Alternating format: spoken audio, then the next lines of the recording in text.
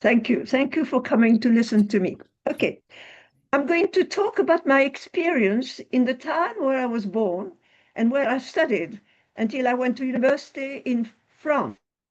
This town is Oujda, at the time a small but important border town in eastern Morocco. Here we are. You see that red ball, that's Oujda. And right on the border, in the east, you have Algeria, and west is Morocco. So it was just on the border with Algeria. I will also talk about the consequences of French colonization in North Africa for North African Jewry.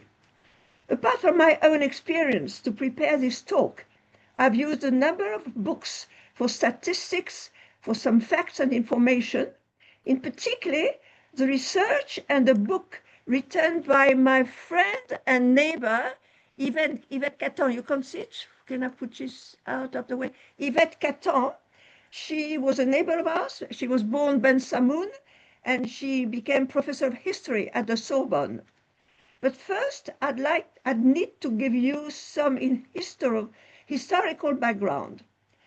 Owing to its place, its position on the border with Algeria and on the transverse route from Casablanca, you can see Casablanca, Fez, Oujda, all the way to Tunis in Tunisia, and in between the Mediterranean here and the deep south, Oujda has always enjoyed commercial and strategic importance. The conquest of Algeria by the French reinforced the role of Oujda as a trading hub. And I'll show you, this is the town. It's a gateway, Oujda is a gateway to the east. In the 1940s and 1950s, when I lived there, Oujda was inhabited by a heterogeneous population. The great majority were Muslims, 80,000 people. There were also Sephardi Jews, 10,000 people. There were European, French, and some Spaniards, 10,000. So altogether, there were 100,000 people in Oujda at the time. Today, it has more than 1 million inhabitants. It's got its own university. As I showed in my previous talk, the Sephardi Jews had been living in the Maghreb, and you know what Maghreb is, means west in Arabic. That is Morocco, Algeria, Tunisia. So they had been living in the Maghreb for many centuries. They all had a common history. They had the same roots, the same ancestors, the same customs. Until the French arrived in North Africa, and under Islam, they were all called dhimmis. And I mentioned what dhimmis are. They are protected foreigners, second-class subjects. But two crucial historical events took place to change the profile of the Jewish community in Morocco. First, the colonization of Algeria by France in 1830, and then the subsequent adoption of the Crémieux Decree by the French Parliament in 1870, which gave French citizenship to the Algerian Jews. A parenthesis here. Why did the French give citizenship to the Jews of Algeria? As soon as the French colonialists arrived in Algeria in 1830, the Jews learned the language, the French language. They wanted to be educated in French schools and to be westernized. So the French turned to the Jews to aid in governing the colony. Out of necessity, the Jews spoke French and Arabic, and because of their strengths in commerce and credit, the Jews had a history of working between local cultures. So in 1870, the Jew Adolphe Crémieux, here he is, we should have these things here as well. The Jew Adolphe Crémieux, twice Minister of Justice in France, persuaded the French government to grant French citizenship to the Jews of Algeria. At the end of the 19th century, there were about 300,000 European settlers in Algeria. the majority of whom were not French, but they came from Southern Europe. They were Italian, Spaniards, and Maltese. They had come to Algeria seeking prosperity in the wine industry and construction trades, and the French favored the Jews above the other European. The latter these only received French nationality almost 20 years later in 1889. So Algeria became a French colony in 1830. Morocco became a French protectorate in 1912. Now, what is a protectorate? France had control over Morocco's foreign policy, military activities, and some administration. The Sultan, that is the king, remained the figurehead, a symbolic figurehead. As a result of France's actions in Algeria and in Morocco, in the 20th century, the Jewish community in Morocco became divided, and I will explain why. This situation is particularly well demonstrated in Oujda, so close to the border. Here's Oujda, you can see next to the Algerian border, here you have Oujda. It is very well demonstrated in Oujda because it's close to the frontier. So the Jewish community in Oujda became split into two very different groups. In the 50s, there was an equal proportion of Moroccan Jews. There were 5,000 people, and Algerian Jews, also 5,000 souls. Why were there Algerian Jews in Oujda?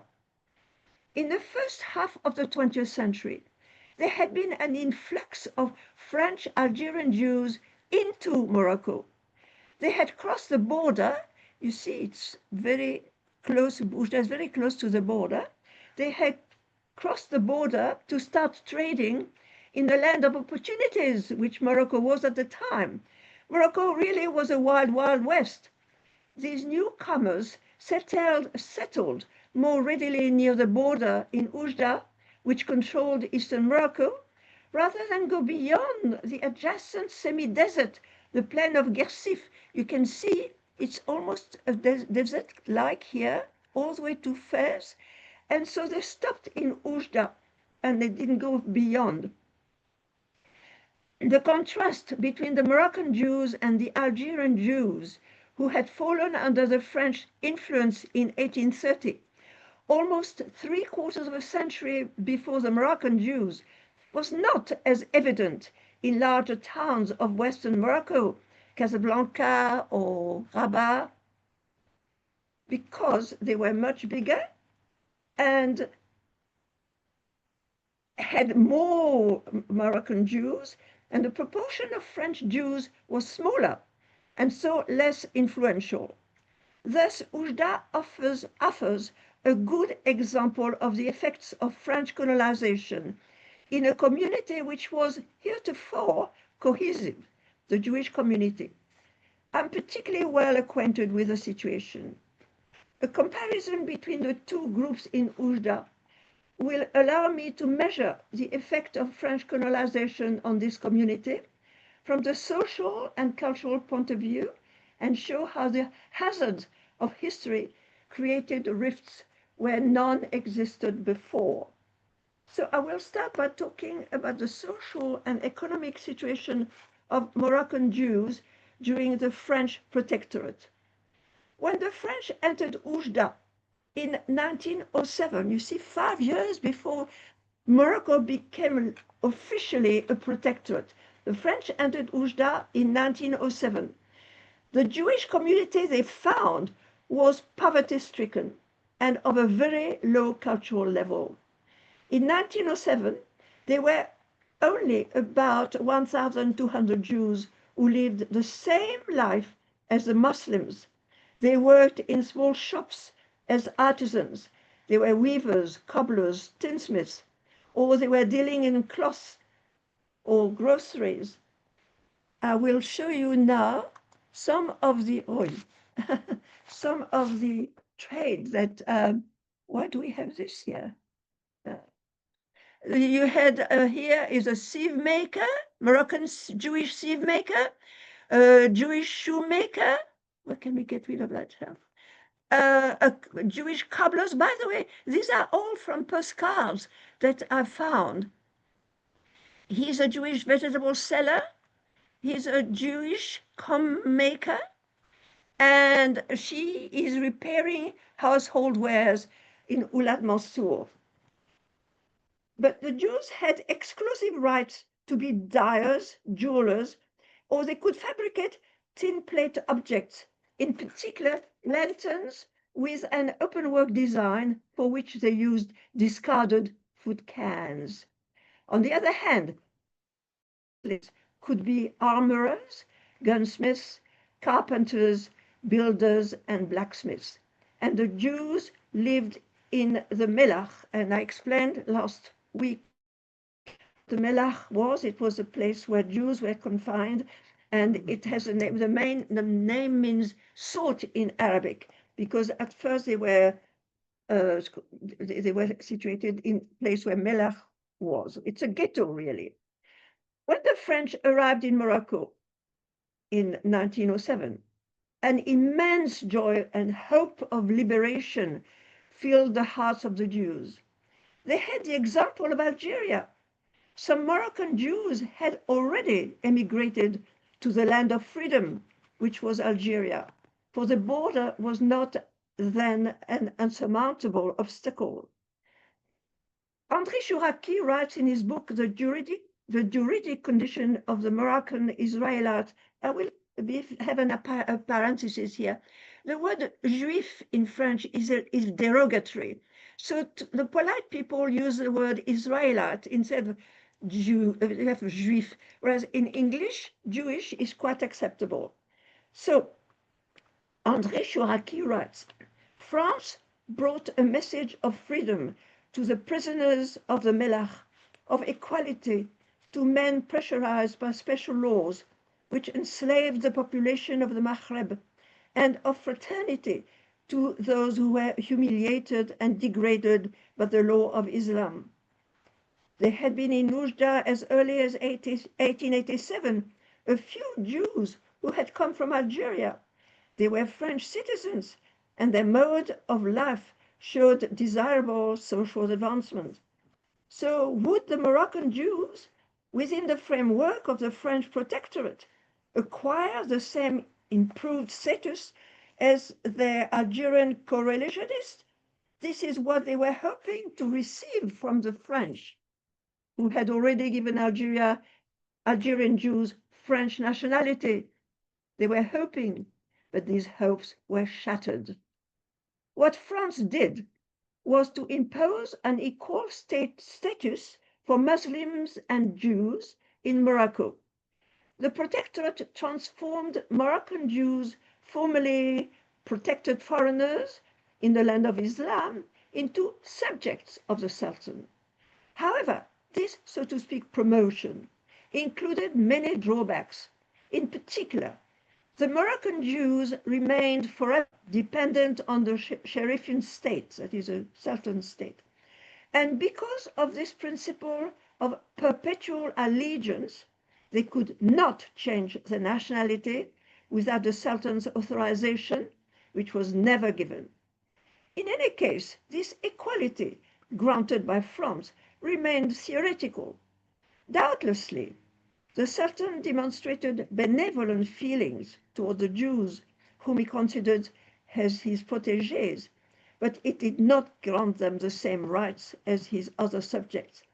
Their political status was that of inferior subjects without political rights. They did not participate in the administration of the state, from which they felt excluded. One of their constant requests was that there should be Moroccan Jewish assessors sitting in the Pasha courts when one or both litigating parties were Jews. In all the reports sent to the World Jewish Congress, this request for elementary justice was repeated. Moroccan Jews had lived in the country for hundreds of years, almost in symbiosis with the Muslims, but there was a feeling of insecurity. as spelled out by Samuel Levy in his address to the World Jewish Congress. It said, "They do not feel protected because there is no written law. They cannot ensure their own defense efficiently because the procedure is not codified and the judgments are summary. In some cases, which existed between Jews and Muslims crumbled during the Protectorate. Some Jews managed to leave the Melach, live in the European part of Oujda, take advantage of the French presence to emancipate and enrich themselves. But the majority lived in the same precarious conditions as the Muslim population in the Medina and in continuous contact with them. I will now say that in Oujda, there were different parts. Here is a scene of a melach. I couldn't find a melach in Oujda, but I've got the one in Tétouan, which was Morocco. So the Jews lived in the melach. In Oujda, they were not surrounded by walls, but it was in other towns. Then the Arabs, this is a melach in Tétouan, yes. The Muslims lived in the Medina. This is a painting by Gaston Balland of the Medina, and here's the entrance of the Oujda Medina taken in 1940. And the Europeans had their own, the town, the French built a post office, you see, with a Moorish kind of style, but it was changed later on to a new post office, which was more Art Nouveau, European. There was a railway station in the 1950s. When we were in Oujda 20 years ago, the station was in the middle of town. Now you can see it's just on the border of town in the 50s. No, right. So you had different parts for different people in Oujda. The economic and social situation of Jewish men at the time didn't change at all, for they continued to practice the same occupation as in the past. The Jews requested more schools which would educate the young in the same way as the Algerian co-religionists. They wanted to increase the number of the schools of the Alliance Israélite Universelle, about which I will talk next time. However, the French colonial administration saw as a danger the rise of Moroccan Jews through schooling. This is a report by the chief of the Ministerial Service for European and Israelite Education. This is what he said. This demand for education on the part of the Jews, as opposed to the reticence of Muslims, would create a reversal of the situation which existed in the past and before the Protectorate, which asserted the inferiority of the Jews. This reversal would displease the Muslims and would risk provoking brutal reactions against the Jews, but also against the French, who would appear to protect them. Let them learn Hebrew. This is a very cynical report. Also, in the economic sphere, there would be a strong competition from qualified Moroccan Jews with formal qualifications. For the French, it was important to keep both Jews and Muslims in subordinate employment. But the situation of Jewish women in Morocco changed with the Protectorate. It greatly improved between 1948 and 1952 because the French limited the power of the rabbinical courts over civil, personal, and commercial matters. A series of takanot, a takana is a rabbinical decision which has the strength of a law. So a series of takanot changed the status of the women, allowed their emancipation, and protected their rights. First, the takanot of 1950 and 1951 enabled a wife to inherit from her husband the same amount as a son, and at least 1/4 of the inheritance if she had more than 4 children. Also, the daughters had the same share of this inheritance as their brothers. 2. Polygamy, which existed before among the Jews. But bigamy allowed only if the wife could not bear children or was very sick. 3. The levirate was restricted. Levirate is that when a man died, when the husband died without children, his wife had to marry his brother, whether he was age 5 or 90.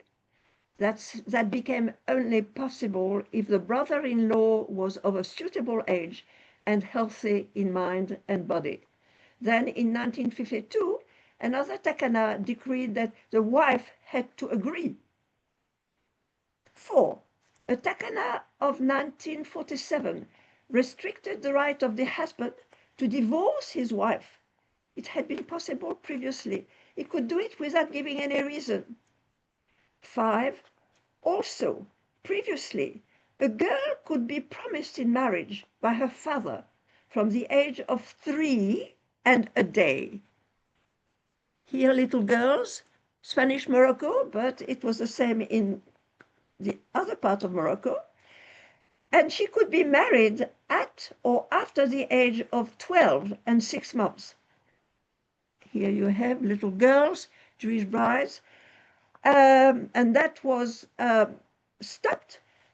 So a takana fixed the minimum age of marriage for a girl at 15. There was another factor of emancipation for Jewish Moroccan women.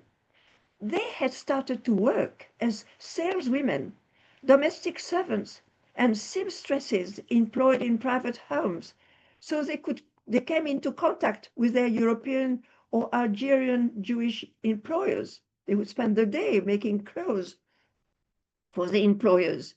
This hastened emancipation of women, and such contacts played a greater role for women than for men.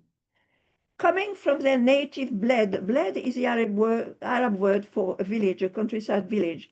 Coming from their bled, these women, satisfied with low salaries, quickly found employment as full-time domestic servants, living with their Algerian mistresses, whom they learned very soon to imitate. So they rapidly acquired a Western veneer, which led to a change in their mentality. This ability of women to work brought about a social revolution, even if when they went back to the system, the machist and misogynist system implied the Mosaic law when they got married. When they went back, still an evolution was being accomplished. It was irreversible. Also, their daughters would equally benefit from it. So, owing to their increased education and social evolution, more and more of these young girls were employed in the French civil service, in a post office, bank, even if only in subordinate positions.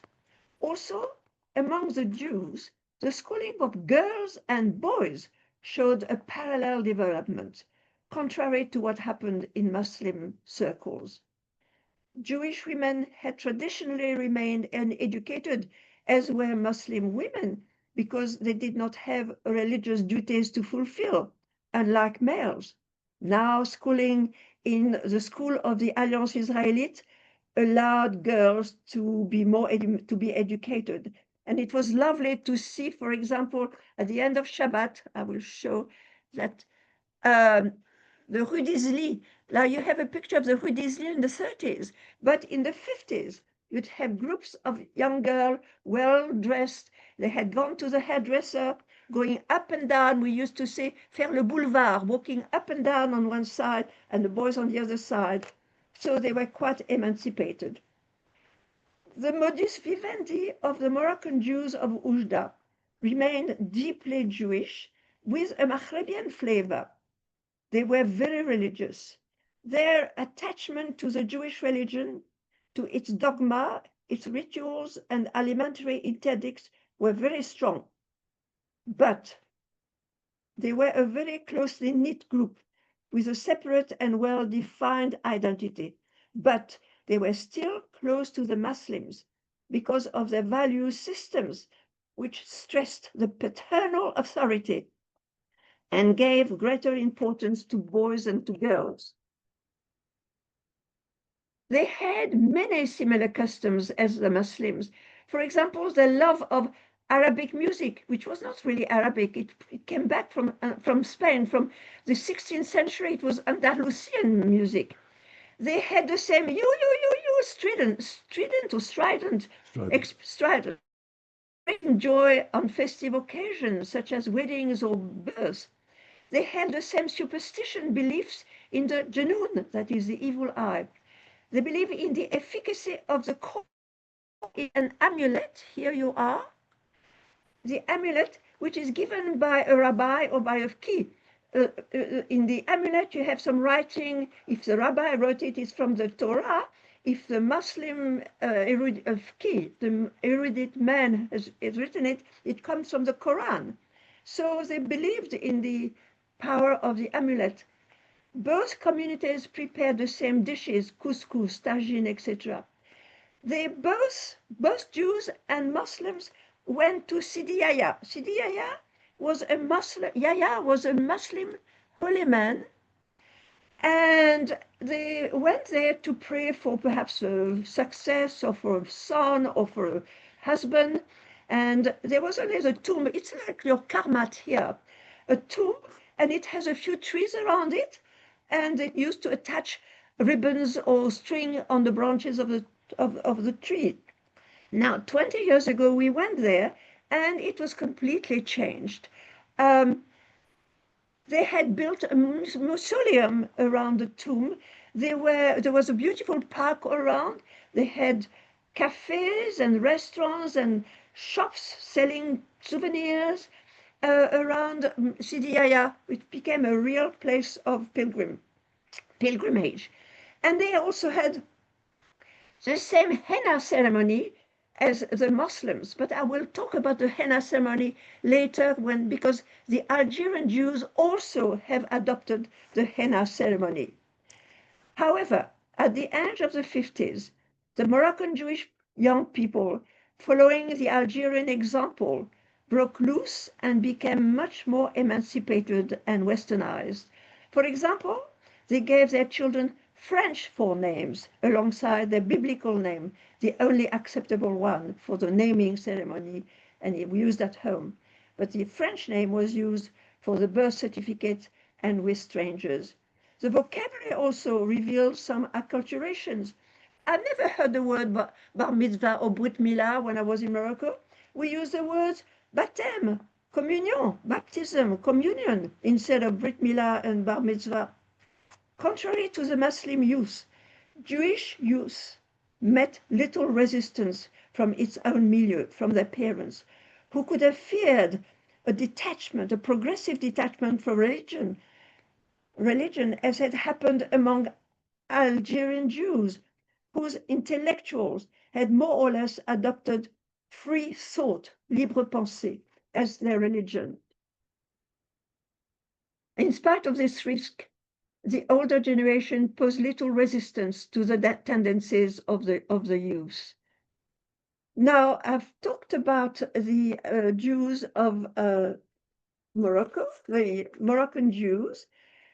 Thus, Moroccan Jews of Oujda were still very close to the Muslims, Moroccans, but with a separate and well-defined identity. Now I'm going to talk about the French Algerian Jews of Oujda. The number of Algerian Jews in Oujda, only a handful at the beginning of the century, steadily increased. There was a continuous arrival of Algerian Jews from Tlemcen, from Bel Abbès, Oran, with the French settlers. They settled in Oujda for its strong potential. I will show now. Here is a map of Algeria. You see Tlemcen right next to the border with Morocco. That's the birthplace of my mom, of my mother, and the base of my maternal family. A little higher up, you have Sidi Bel Abbes. Sidi Bel Abbes, he's Tlemcen here. Oujda is just across the border. Sidi Bel Abbes is a birth town of my father. So, on arrival in Oujda, Algerian Jews enjoyed many advantages which brought them social success. They had come from a country which had been colonized by France for over 3 generations. They knew the French language. They had assimilated Western culture and its economic tools. But they also spoke Arabic, so they could serve as interpreters and intermediaries between the colonizers and the Muslim and Jewish Moroccans. Hence, they progressed and held higher positions than their Moroccan co-religionists in the various sectors of the economy. They owned light industries, such as flour mills. They were wholesalers. They dealt in hides and skins, which they exported towards France. And this is what my father did. He was born in Sidi Bel Abbes. He left the town when he hated what he was doing. He was training to become a notary public. So he left his family, he left his town, went across the border, settled in Oujda, it had absolutely nothing to start with, and in a few years he made enough money to get married, to build this lovely house here, to buy my mother a beautiful ring, and to start a family in a few years. So that shows it's an example. The social, economic, and cultural gap between the two communities, Moroccan and Algerian Jews, steadily widened during the 50 years of the Protectorate. Algerian Jews had many advantages thanks to their French nationality. They were tried in French courts instead of in the Pasha's courts, like their co-religionists. They did not send their children to the Franco-Israelite school of the Alliance Israelite, where education was inferior and also it stopped at the age of 13, 14. They sent their children to primary and high school, French high school, lycée. For example, the lycée where I studied in Oujda, a beautiful school, I will show you. It had gardens and flowers, and here is a Spanish class in 1953, only some of them. I'm the one at the back there, in the middle. And you can tell the teacher, she almost looks like our own age. She looks as if she's as young as we are. There was also a swimming pool there and gardens. And when 20 years ago, when we went to Oujda to show the school to our children, it was a catastrophe. The girls' school was dilapidated. The swimming pool was a dump for garbage. It really was shocking. And we wanted to take photographs, but they would not allow us because they were so ashamed and embarrassed. The girls' school was completely dilapidated, but the boys' school, the lycée, was in beautiful condition. So, at the girls' school of Oujda, is a year when I wrote a baccalaureate, there were 112 French Algerian Jewish girls, 112 Algerian Jewish girls, out of a total of 496 pupils. That is over 20% were Jewish girls, but only 19 Moroccan Jewish girls. Few Moroccan Jews gained places in French schools, and only after a lot of difficulties, many administrative difficulties. Le baccalaureate alone, which you could sit for when you were in the French high school, lycée, the baccalaureate alone opened the doors to higher education in any French university. This was not possible after a pupil had completed the syllabus of the Franco-Israelite schools. In Morocco, Algerian Jews could easily enter any liberal profession, an administrative position. They could be doctors, pharmacists, dentists. The French Jews, in addition, received family allowance and other social benefits enjoyed in metropolitan France.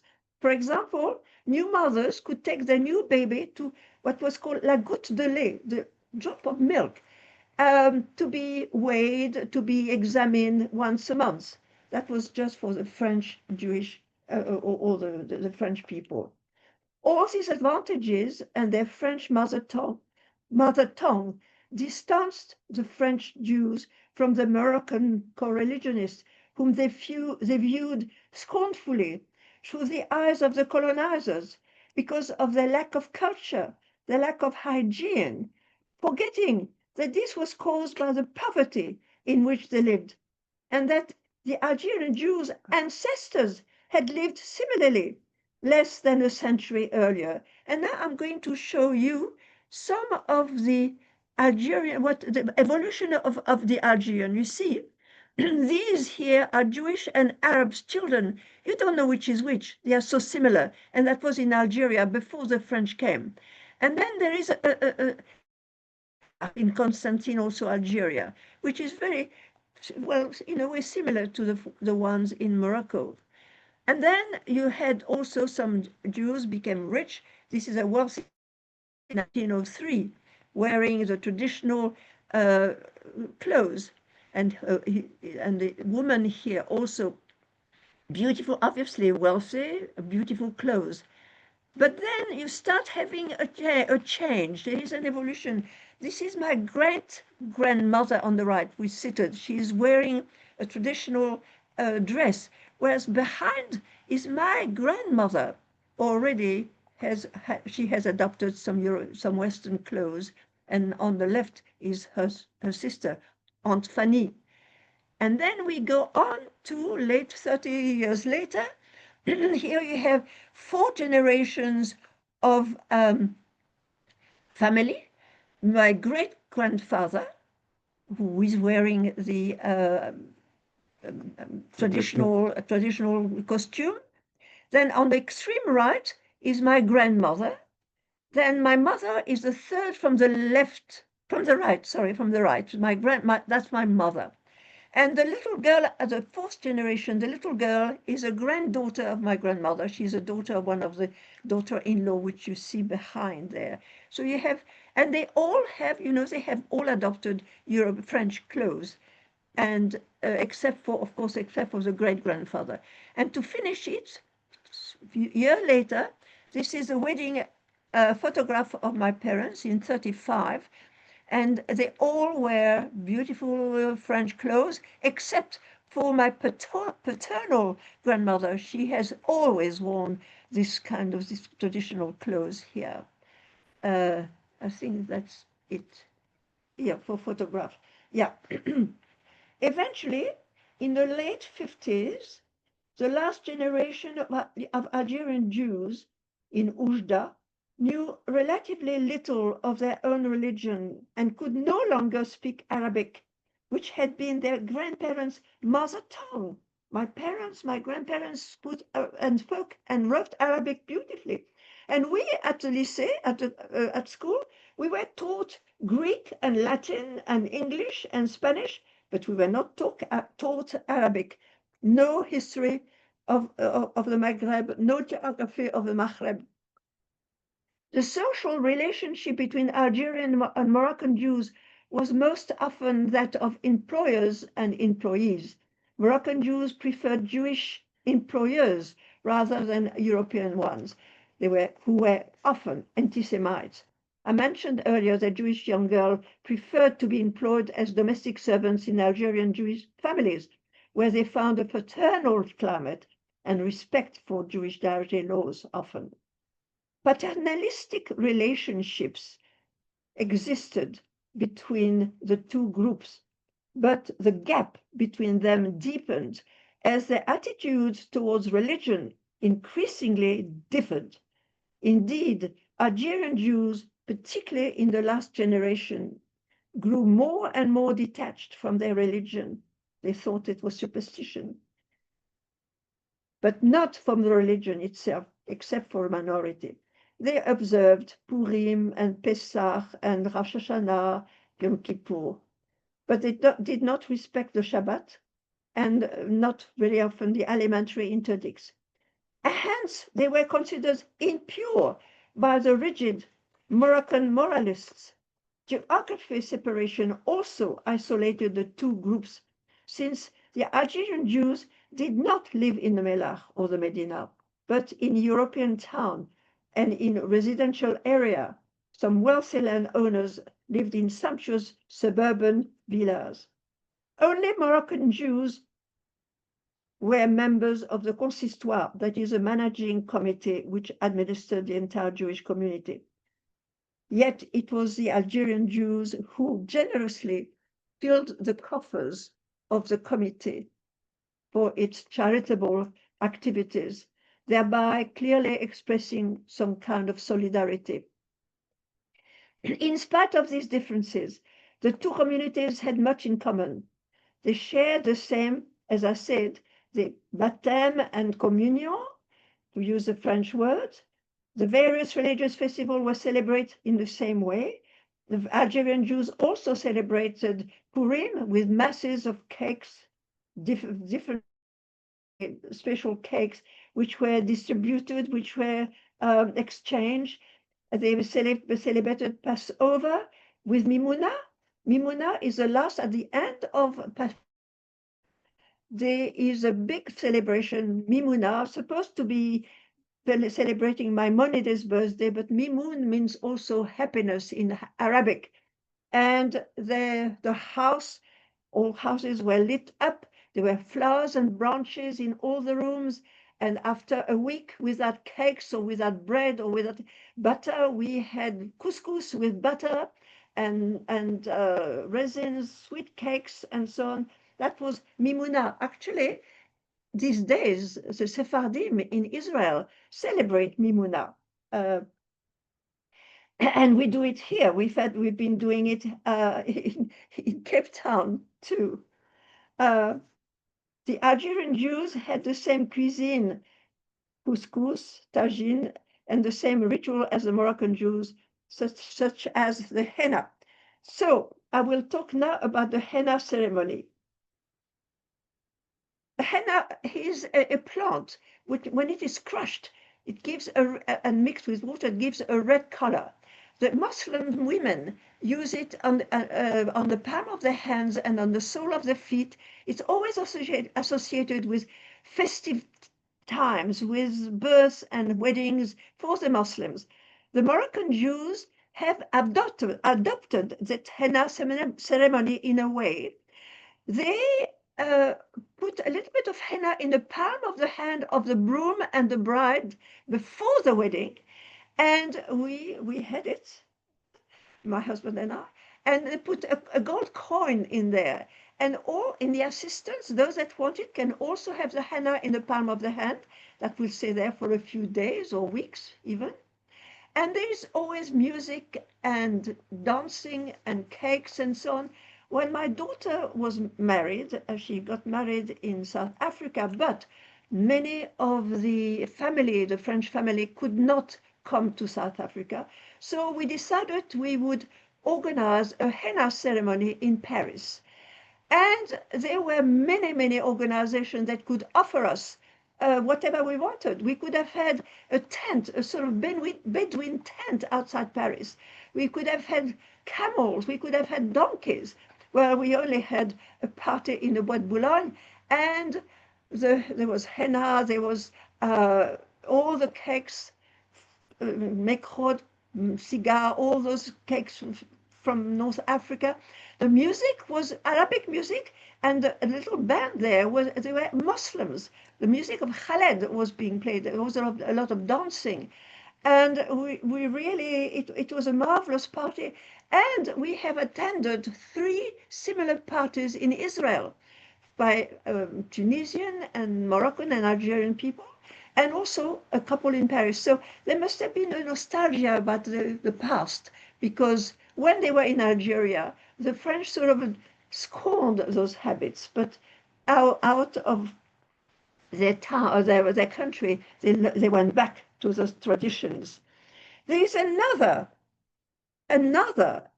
uh, tradition which we have adopted, that the Algerian Jews have adopted from the Moroccan Jews. And this is the Hilula. Now, the Hilula is a traditional Jewish celebration commemorating the anniversary of a religious person's passing. I mentioned in my last talk the Hilula of the Rav of Safi in Morocco, the Rav who spent much time in conversation and discussion with the Muslim El Hajj, the grandfather of the writer whom I mentioned. So there was a Hilula of the Rav. Algerian Jews also celebrated the passing of a revered rabbi, such as, for example, the Rav Ephraim Ankawa, the rabbi of Tlemcen. Tlemcen, as I said before, is the birthplace of my mother. This here is in the cemetery. It's not very clear, but it's a tomb, the tomb of Rav Ankawa. He died in 1442. He was considered a miracle. He was the founder of the Jewish community of Tlemcen in Algeria. Every spring, especially around Lag BaOmer, thousands of Jews would travel to Tlemcen from every tomb of Ankawa, of Rav Ankawa. At its peak in the 19th century and the 20th century, at the beginning of the 20th century, the pilgrimage drew over 10,000 people, nearly doubling the city's population. Families picnicked next to the grave. Musicians performed. Pilgrims drank from the rabbi's spring. There was a spring there, and they mixed it with wine or anisette or even absinthe. Candles were lit, etc. So the Hilula, the last Hilula in Tlemcen, was held in 1955 because political tensions in Algeria and then the independence of Algeria led to its cancellation in subsequent years. And today the site receives few visitors. But my family also has a Hilula. We celebrate the Hilula, for decades and decades. This is what happened. My great-grandfather was studied in the yeshiva of Rav Yaakov Abu Hatzera in the Tafilalet. I mentioned when I spoke about Tafilalet, there were yeshivot there in the Atlas Mountain. So Rav Abu Hatzera had a yeshiva in the Tafilalet, and my great-grandfather studied there. In fact, my great-grandfather became a Dayan. When the Rav died in 1880, my great-grandfather decided to commemorate the date of his passing with a Hilula. So he did. And after him, his son, that was my grandfather, who lived in Tlemcen. My grandfather carried on the tradition during many, many years. We, in the 40s and the 50s, we attended many Mimuna in Tlemcen. There were prayers. My grandfather killed an ox, and the meat was distributed to people of a community who were poor. He also gave charity. There were prayers. There were reading of the Psalms during the day, all this during the one day. When my grandfather died, his son, my uncle, continued the tradition. But then it was in Paris because it was after the independence of Algeria. And when my uncle died, his son is maintaining the tradition every year. And this is the invitation, which you can see. This is what we received. It's a program of the Hilula on the 20th Tebet, and that was the 20th of January this year in Paris. It took place in Maison Alfort, which is a bit outside Paris. There were prayers, and the family and people come from all over to attend this Hilula. My daughter has been a few times because for her it's not too far from The Hague, and they have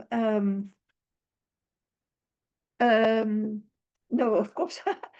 Now with this in Paris, there's no ox, but you order the meat from the butcher and you distribute meat and cakes to the people that are here. Okay. All this, so we had adopted the Mimunah, we have adopted the henna ceremony, we have adopted the Hilula, but the Algerian Jewish children would also put their shoes in front of the fireplace on Christmas Eve, waiting for the Père Noël, for Father Christmas to come and bring them presents. We also had written letters to the Père Noël asking for the present that we wish to receive. And on the morning of the 25th of December, as well as on January the 1st, we had a treat, special treat. We had croissant, not the croissant that you get here from the supermarket, but from the very special patisserie in town in Oujda. That croissant would be offered with hot chocolate. So the two communities, Moroccan and Algerian, rarely mingled to celebrate together. Oh, I should talk about intermarriage, which is very interesting, but there's not much time. One of the quickly of the divisions between these two groups and of the refusal of the French Algerian Jews is shown by the rarity of marriages between the two communities. Between 1922 and 1954, 1,600 Jewish religious marriages in Oujda, 600 between Algerian Jews, 700 between Moroccan Jews, and only 300 mixed ones. That is less than 20%. And they were all Moroccan men marrying Algerian women. Perhaps they couldn't find an Algerian man to marry them. The Moroccans were very keen to have Algerian wives, but the reverse was virtually unknown. Because of the sociological inferiority of women at the time, especially in this milieu, the Algerian Jewish woman was more similar in general to Moroccan Jews than was the Algerian man, Jewish man. So the cultural gap between Moroccan male and his Algerian spouse was not too great. In such a marriage, the Algerian woman had a feeling of mésalliance, which was usually well-founded, since she was often more polished than her spouse. If mixed marriages take place, there was always some kind of adaptation, compromise. The Algerian woman became more respectful of religious prescriptions than in her original milieu, and the husband left to his wife the care of educating the children. Thus, he adopted a more rapid westernization. He accepted a rapid westernization. The Jews of Oujda were educated in different schools. They prayed in different synagogues, serving exclusively Moroccan or Algerian Jews, but there was only one cemetery for all. Acculturated and westernized, the French Jews could have become totally assimilated, and some of them might have lost their Jewish identity had it not been for the latent anti-Semitism which existed in Oujda, a town dominated by the Algerian French colonizers, the Pieds Noirs. This anti-Semitism flared during the Second World War, when the Vichy regime was in power in France and in Algeria. But I don't have much time to talk to you about the Vichy laws. They were not applied in Morocco because the Sultan said, "We have no Jews here, they are all my subjects." So, to conclude, Jewish identification with the French from France and the total adoption of French culture explain why, at the time of the independence of Morocco in 1958, the French Jews of Oujda almost entirely emigrated to France, which they considered as their patrie culturelle, their cultural mother country. In the same way, on the other side of the border, in 1962, at the time of Algerian independence, the quasi-totality of Jews left Algeria for France. Only 1,000 went to Israel. All were dispersed everywhere in the world. Moroccan Jews who had been influenced by Zionist propaganda emigrated for the most part to Israel, so reaffirming in their emigration the division which marked the Jewish community of Morocco. And I'll stop here.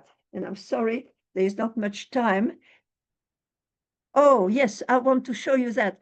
It's on a card, a ceremony for burying of redundant Jewish religious books in the Jewish cemetery of Tlemcen, and that must have been in the 40s or 50s. Thank you very much for your attention.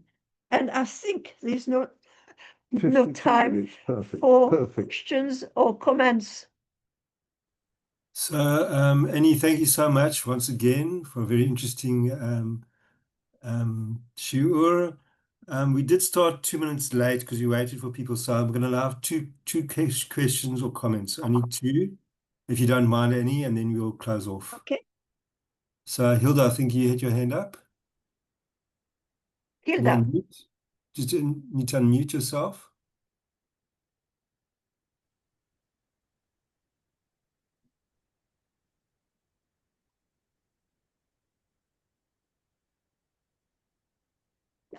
No. Okay. There you go. Right, sorry.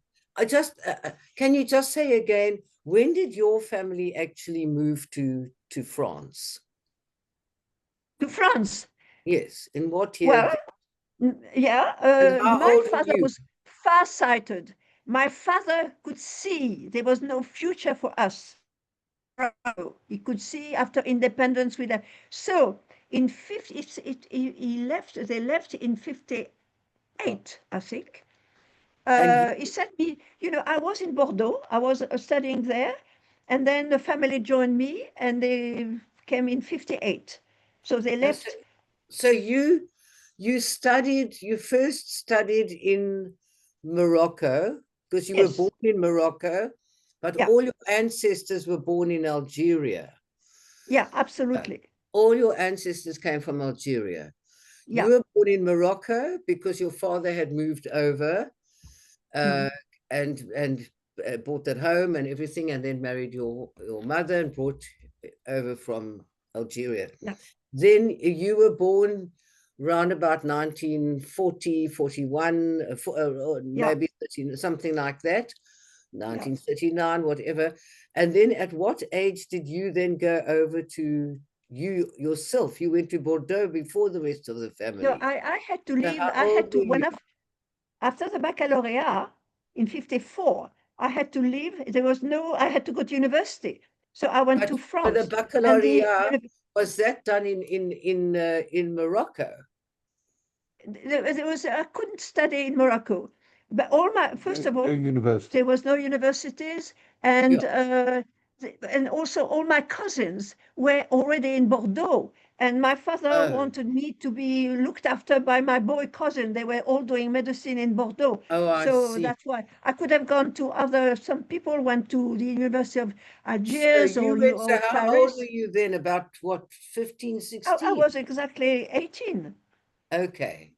And then came then all the Jews started moving out of Algeria and moving to Paris and to in 61 it was a terrible exodus from one day to the other, because they all had believed de Gaulle, who said, Algeria will stay French. He had promised them, je vous ai compris, said, I've understood you, you've been here for generations and you can stay. And then from one day to the other in 61 he signed the Evian Accord and he gave independence to Algeria.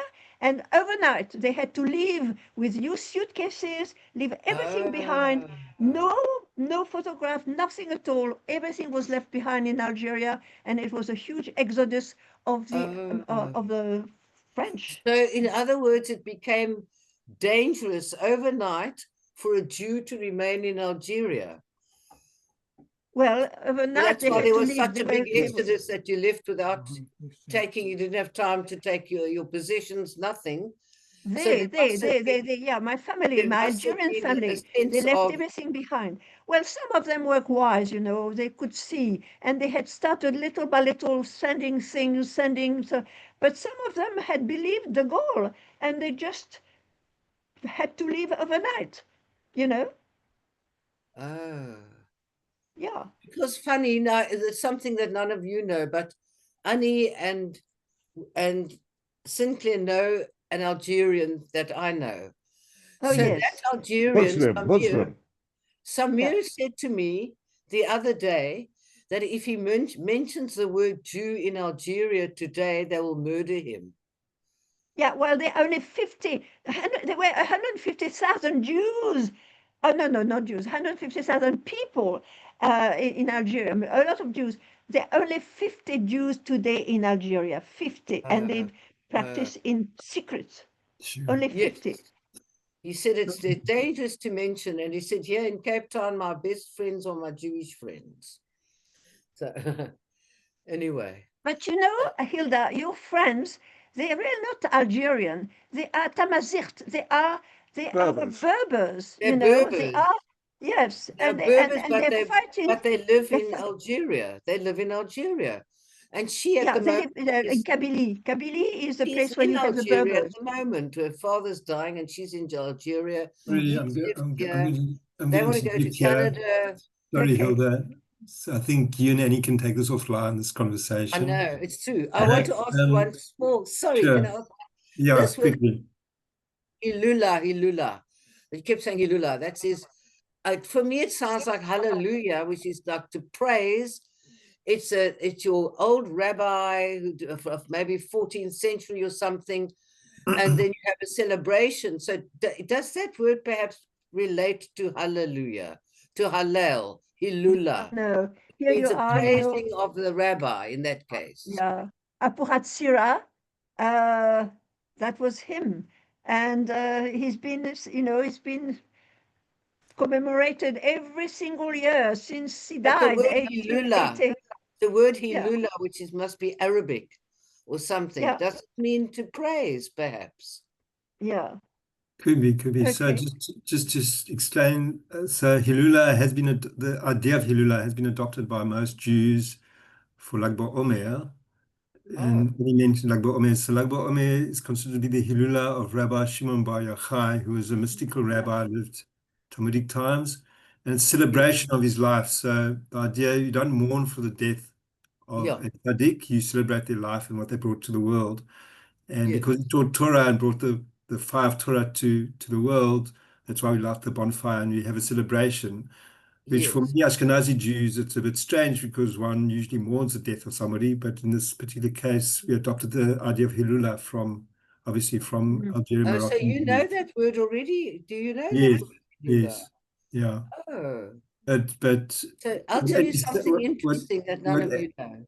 What Annie's saying is that the Hilula was applied to many rabbis. Yes. But the world has adopted the Hilula of Rabbi Shimon Bar But I just Yochai. wanted to know if that word hilula is related to the word halal. It could be, maybe. Another thing I would like to ask you, please. At what point, up till what point, were Moroccan children being married off at being fidanzato, or being betrothed to older men, and then could be married off at the age of 13 or something? Was this a Jewish thing? Was this It was stopped by the French. It was stopped by the French. The French took over Morocco as a protectorate in 1913, you say? 1916 or around about that. So around about that time, this Jewish tradition of being able to marry off your child is shocking, absolutely shocking. Just like Muslims, they were very, very close to the Muslims. A lot of the traditions where, there was a symbiosis. In fact, many Jews lived in the Medina. They were close to the Muslims. And they had the same, they married, but the French stopped that tradition. And I read somewhere, or I saw it on I can't remember where, Maimonides, as we know, who fled to Cordoba and then landed up in Egypt in the end. I read somewhere that a woman's voice was fine for a woman to express her voice and to sing and everything, Jewish. But once he lived in Egypt, he picked up the Muslim tradition that a woman's voice must not be heard. And then it became applied to Judaism. Whether it's true or not, I heard it on some documentary years ago, maybe. So That the Muslim tradition influenced Jewish tradition. I don't know. I'm going to end there just to say that the whole idea of kol isha avera, that a woman's voice leads to wrongdoing, is expressed by a particular rabbi in the Talmud. It wasn't adopted generally, but it seems to have been adopted now more so. Because I remember someone showed me a photograph, I think it was Claremont Shul, if I remember correctly. There's a mixed choir of men and women, and now that's not allowed or stopped now, but it goes back to Talmudic times, which probably might have been influenced by surrounding cultures. But I think I'm going to end it there tonight. Thank you so much, Annie. And we've run out of time. We're now 10 past 8. Thank you very much. Well, thank you. All the best. Much. Bye-bye. Bye. Very interesting. Thank you, all of you. Thank you. This will be recorded and it will be sent, a link will be sent out once it's put up onto YouTube. Thank you, Rabbi. Thank you, Annie. Thank you, Rabbi. Thank you. Thank you. Thank you. Bye. Okay. Bye. Bye. Bye. Bye.